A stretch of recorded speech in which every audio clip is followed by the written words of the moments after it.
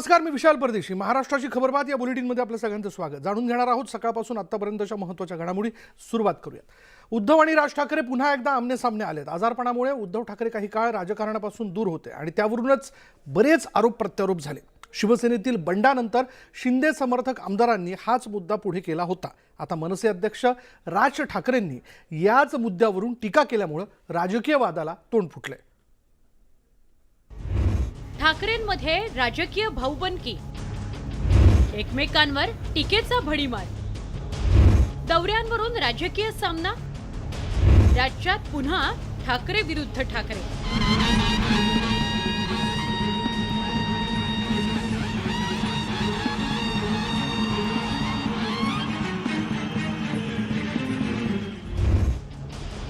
उद्धव आणि राज ठाकरे बंधूंमधील राजकीय भाऊबंदकीला पुन्हा एकदा तोंड फुटलंय.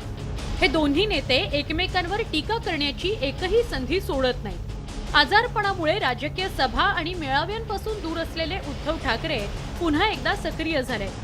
नुकतंच त्यांनी चिखलीत जाहीर सभा घेऊन सत्ताधाऱ्यांवर तोफ डागली होती.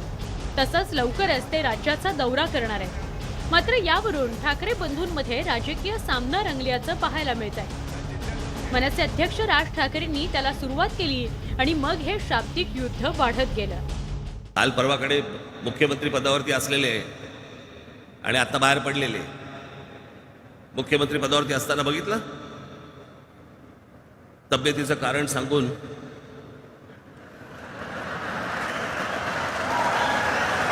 एकनाथ शिंदेने रात्रीच्या रात्री जी काय फिरवली कांडी, आता फिरतायत सगळीकडे. यांच्यासारखा वागणारातला मी नव्हे. राज ठाकरेंच्या या टीकेवर उद्धव ठाकरेंनी पलटवार केला नाही तरच नवल. उद्धव ठाकरेंनी बुधवारी राज ठाकरेंच्या त्या वक्तव्याचा खरपूस समाचार घेतला. 2-2.5 वर्षाचा कालखंड तुम्हाला माहिती आहे. 2 वर्ष तर त्याची आपली कोरोनामध्ये गेली. त्याच्यानंतर 6 महिने माझ्या ऑपरेशनमध्ये गेले. म्हणजे मी जेव्हा घराबाहेर पडत नव्हतो तेव्हा घराबाहेर पडत नाही. घराबाहेर पडायला लागल्यावर त्यांच्या पोटात गोळा आला की आता घराबाहेर पडायला लागलं, मग करू काय, कुंपड्यावर बसू. क्रांतिगुरू लहुजी वस्ताद साळवे यांच्या जयंतीनिमित्त मुंबईत आयोजित कार्यक्रमात उद्धव ठाकरेंनी राज ठाकरे आणि भाजपवर जोरदार हल्लाबोल केला. उद्धव ठाकरेंच्या या टीकेवर राज ठाकरेंनी हे मार्मिक भाष्य केलंय. आता बाहेर पडायला लागलो तर काही जणांच्या पोटात गोळा आलाय. नाही बाबा, गोळे बिळे काहीतरी काय हे बाहेर पडून माझ्या पोटात काही. खरे तर ठाकरे बंधूंमधील हा काही पहिला राजकीय संघर्ष नव्हे. मनसेच्या स्थापनेपासूनच या संघर्षाला सुरुवात झाली आहे. आता नव्या राजकीय समीकरणाच्या पार्श्वभूमीवर या राजकीय संघर्षाला अधिक धार आली आहे. Bureau report, news 18 Lokmat. Shiv Sena Uddhav Balasaheb Thackeray गटाचे पक्षप्रमुख उद्धव ठाकरे यांनी एक वक्तव्य केलं आणि राज्यात जर महिला मुख्यमंत्री झाल्या तर कोण, यावर चर्चा सुरू झाली. उद्धव ठाकरे यांनी आपल्याला एक कर्तृत्ववान मुख्यमंत्री खुर्चीवर बसवायचा आहे, मग तो पुरुष असो किंवा स्त्री, असं म्हटलं. उद्धव ठाकरेंनी केलेल्या वक्तव्यानं महाराष्ट्रात नव्या चर्चेला तोंड फोडलं. दरम्यान त्यांच्या या वक्तव्यावर विरोधकांनी टीका केली आहे. ज्यांच्याकडे काही काम नसतं तेच अशा प्रकारे बोलतात, असं एकनाथ शिंदेंनी म्हटलेलं आहे. तर महिला मुख्यमंत्री महाराष्ट्राला मिळेल, पण ती उद्धव ठाकरेंच्या पक्षाची नसेल, असा टोला आरपीआय नेते रामदास आठवलेंनी लगावला.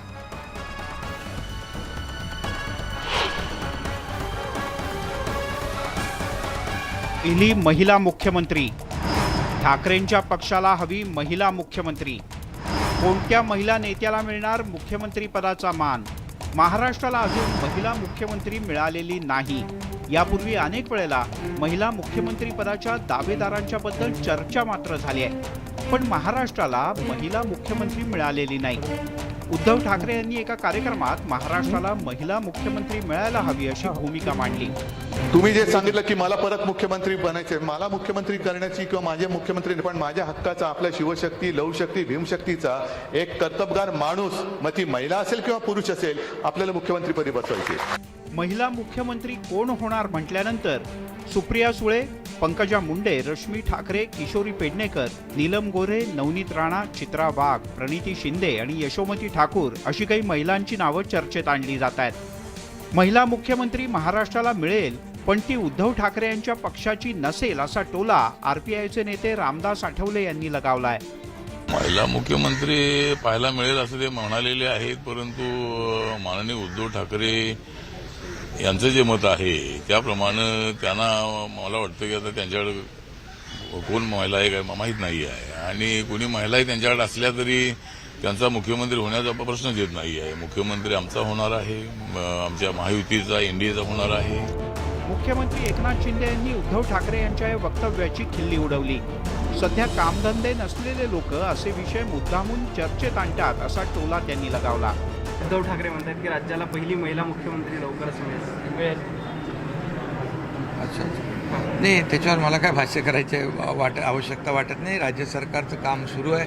आता ज्यांना कामधंदा नाही आहे, जे रिकामे आहेत, ते बोलायला त्यांना फार वेळ आहे, त्यांना बोलत राहू द्या, आम्ही कामाने उत्तर देऊ.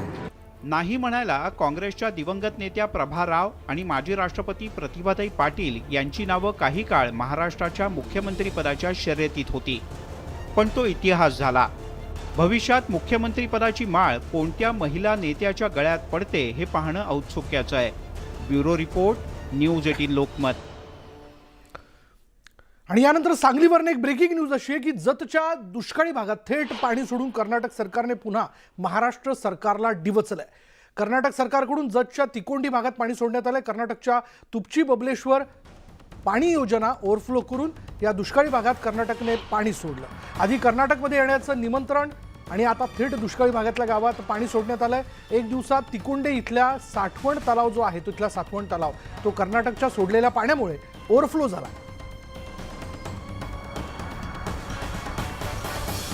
आणि दृश्य आपण बघतोय, ही दृश्य आहेत त्याच पाणी योजनेची. जतमधली ही पाणी योजना आहे, ज्या पाणी योजनेला तुपची बबलेश्वर पाणी योजना असं म्हटलं जातं. या तुपची बबलेश्वर पाणी योजनेत आपण जर पाहिलं तर या साठवण तलावामध्ये आता पाणी ओव्हरफ्लो झालेलं आहे. हे पाणी कर्नाटकातनं सोडण्यात आलं होतं.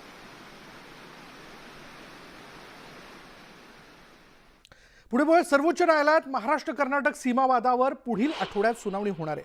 तत्पूर्वी कर्नाटकी मुख्यमंत्री बसवराज बोम्मईंनी पुन्हा एकदा वादग्रस्त विधान केलं. आमच्या राज्याची भूमिका अत्यंत स्पष्ट असून महाराष्ट्राचा अर्ज ग्राह्य धरला जाऊ शकत नाही. आमची बाजू संवैधानिक आणि कायदेशीर आहे असं वक्तव्य बसवराज बोम्मईंनी केलंय. बोम्मईंच्या या दाव्यानंतर सत्ताधारी शिंदे फडणवीस सरकारवर विरोधी पक्षांकडून सडकून टीका करण्यात येते.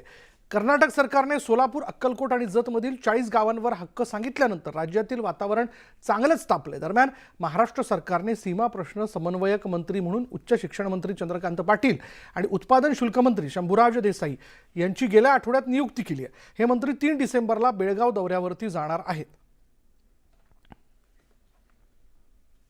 पुढे पाहूयात, महाराष्ट्र कर्नाटकमधील सीमावाद सोडवण्यासाठी लवकरच कर्नाटक आणि महाराष्ट्राच्या मुख्यमंत्र्यांची पंतप्रधान नरेंद्र मोदी, गृहमंत्री अमित शहा यांच्या उपस्थितीत बैठक होण्याची शक्यता आहे. कर्नाटक सीमावादावर तयार करण्यात आलेल्या तज्ज्ञ समितीचे प्रमुख खासदार धैर्यशील माने यांनी ही माहिती दिली. सीमा प्रश्न प्रकरणी उच्चस्तरीय समितीचे सदस्य चंद्रकांत पाटील, शंभूराज देसाई यांचा सीमा भागात 3 ते 6 डिसेंबरच्या दरम्यान दौरा होण्याची शक्यता आहे. ह्या 2-3 दिवसामध्ये आपण पाहिलं असेल, काल तारीख लागली होती, आजही तारीख लागली आहे.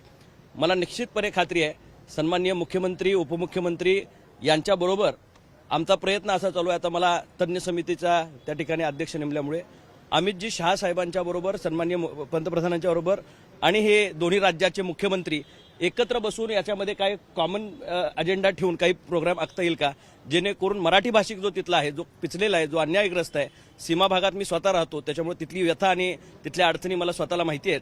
निश्चितपणे त्याच्यामध्ये मार्ग काढण्यासाठी ह्या सगळ्यांना इन्व्हॉल्व करून घेण्याचा आमचा प्रयत्न आहे.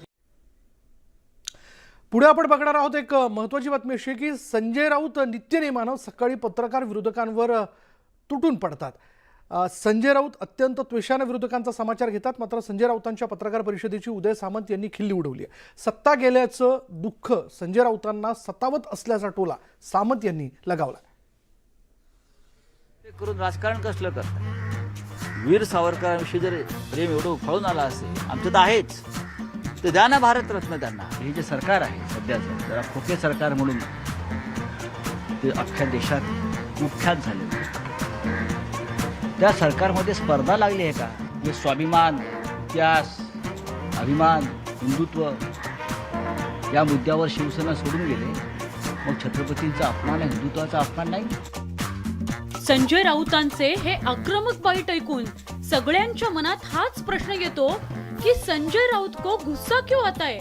पण काहीही असो, संजय राऊतांचं सातत्य मानायलाच पाहिजे. हेच बघा ना, दररोज सकाळी सूर्य उगवतो, दुसरीकडे संजय राऊतही नित्यनेमानं उगवतात. इकडे सूर्याची किरणं पसरायला लागतात, दुसरीकडे संजय राऊत पत्रकारांच्या कॅमेरा आणि बूम समोर उभं राहून चॅनल्सच्या माध्यमातून सर्वत्र पोहोचायला लागतात. लढाईत एखादा सेनापती ज्याप्रमाणे सपासप वार करतो, त्याच पद्धतीने संजय राऊत जिभेचा दांडपट्ट्याप्रमाणे वापर करतात आणि प्रतिस्पर्ध्यांना गारद करतात. गुवाहाटीला जाऊ द्या, नाहीतर लंकेला जाऊ द्या किंवा आफ्रिकेला जाऊ द्या, महाराष्ट्राच्या जनतेच्या हृदयातून त्यांचं स्थान नष्ट झालेलं आहे. ते इथे गेले काय, तिथे गेले काय, जमिनीखाली गेले काय किंवा आकाशात गेले का, काय फरक पडतो? सर्वांना जो प्रश्न पडलाय की संजय राऊत को गुस्सा क्यों आता है, या हिंदी प्रश्नाचं आणि संजय राऊतांची चिडचिड का होते या मराठी प्रश्नाचं उत्तर आत्ता मिळालंय. आणि हे उत्तर शोधून काढलंय ते उद्योग मंत्री उदय सामंतांनी. सकाळी प्रेस कॉन्फरन्स घेणं फार सोपं आहे आणि त्यांच्या त्या व्यक्ती स्वातंत्र्यावर किंवा बोलण्याच्या स्वातंत्र्यावर आम्ही काही गदा आणत नाही. परंतु हे सगळं कशासाठी चाललेलं आहे, काय चाललेलं आहे, ही चिडचिड आहे. ही चिडचिड आहे, हा पॅनिकनेस आहे. सत्ता गेल्यानंतर आपलं आता काय सत्तेमध्ये चालत नाही, राष्ट्रवादीची सत्ता गेलेली आहे, हे खरं मोठं दुःख आहे. म्हणून मला असं वाटतं की सत्ता गेल्यानंतर जी ही चिडचिड आहे त्याच्याकडे आम्ही एक मनोरंजन म्हणून बघतो. संजय राऊतांच्या पत्रकार परिषदांकडे सत्ताधारी मनोरंजन म्हणून बघतात. दुसरीकडे राज्यात महाविकास आघाडीचं सरकार स्थापन होण्यामागे संजय राऊतांचा सिंहाचा वाटा होता. 2019 मध्ये सत्ता स्थापनेच्या वेळी संजय राऊतांनी दररोज सकाळी पत्रकार परिषद घ्यायला सुरुवात केली होती. ही परंपरा जेलमध्ये जाईपर्यंत खंडित झाली नव्हती. आता जेलमधून परतून आल्यावर संजय राऊतांची पत्रकार परिषदेची परंपरा पुन्हा सुरू झालेली आहे. Bureau report, news 18 Lokmat. पुढे पाहूयात. माजी शालेय शिक्षण मंत्री आणि आमदार बच्चू कडू यांनी पुन्हा एकदा आपली मंत्रिपदाची इच्छा बोलून दाखवली आहे. पुढच्या मंत्रिमंडळ विस्तारात मंत्रिपद मिळण्याची इच्छा बच्चू कडू यांनी बोलून दाखवली आहे. पुन्हा मंत्री झालो तर आवडेल, त्यातही दिव्यांग मंत्रालयाचं काम करता आलं तर त्यासारखा आनंद नाही. दिव्यांगांच्या प्रश्नासाठी लढतो आणि या लढ्याने एक आंदोलनकर्त्याला आमदार आणि मंत्री केलं आणि त्यामुळे या खात्याचा कारभार मिळाल्यास आनंद होईल असं बच्चू कडू यांनी बोलून दाखवलं. दिव्यांगाच्या मंत्रालयासमोर विस्तार हे फार लहानशी गोष्ट आहे. आता जे काही वंचित आहे त्यांचा विस्तार झाला पाहिजे. अरे हे प्रश्न मला विचारल्यापेक्षा देवेंद्रजीला आणि एकनाथजीला विचारलं पाहिजे. राजू शेट्टी आणि सदाभाऊ खोत हे दोघे स्वाभिमानी शेतकरी संघटनेतील माजी सहकारी. शेतकऱ्यांसाठीची अनेक आंदोलनं त्यांनी एकमेकांच्या खांद्याला खांदा लावून केली. मात्र आता या दोन्ही माजी सहकाऱ्यांमध्ये विस्तवही जात नाही. राज्य सरकारनं नुकताच ऊस उत्पादक शेतकऱ्यांना एक रकमी FRP देण्याचा निर्णय घेतला आणि त्यावरून राजू शेट्टी आणि सदाभाऊ खोत यांच्यात श्रेयवादाची लढाई सुरू झाली आहे. FRPसाठी आम्ही विधानसभेत आवाज उठवला, त्याचं श्रेय राजू शेट्टी घेत असल्याचा आरोप सदाभाऊ खोत यांनी केला आणि यावर बोलताना कोणीतरी भुरटा माणूस बोलतो म्हणून प्रतिक्रिया द्यावीशी वाटत नाही असा टोला राजू शेट्टींनी लगावला.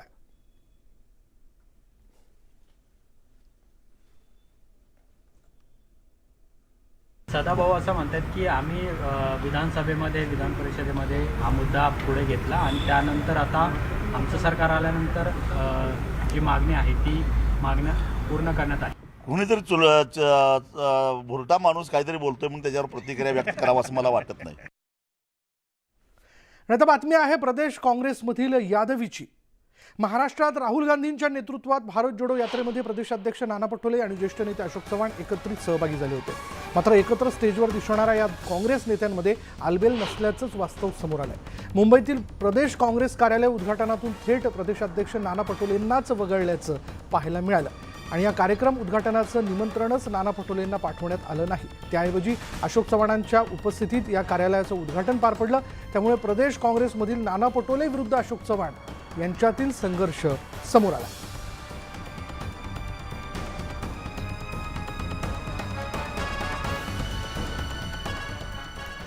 छत्रपती शिवाजी महाराजांचा अवमान झाल्याच्या मुद्द्यावरून राज्यात पुन्हा राजकीय संघर्ष पेटलाय. शिवरायांचा अपमान कोण करतं यावरून राज्य सरकारमध्ये स्पर्धा सुरू असल्याची जळजळीत टीका संजय राऊतांनी केली. तर विरोधकच अपमान करत असल्याचा टोला विरोधकांनी लगावलाय. मनसे अध्यक्ष राज ठाकरेंनी या प्रकरणी इतिहासाचा मुद्दा उपस्थित करून या प्रकरणाला वेगळं वळण दिलंय.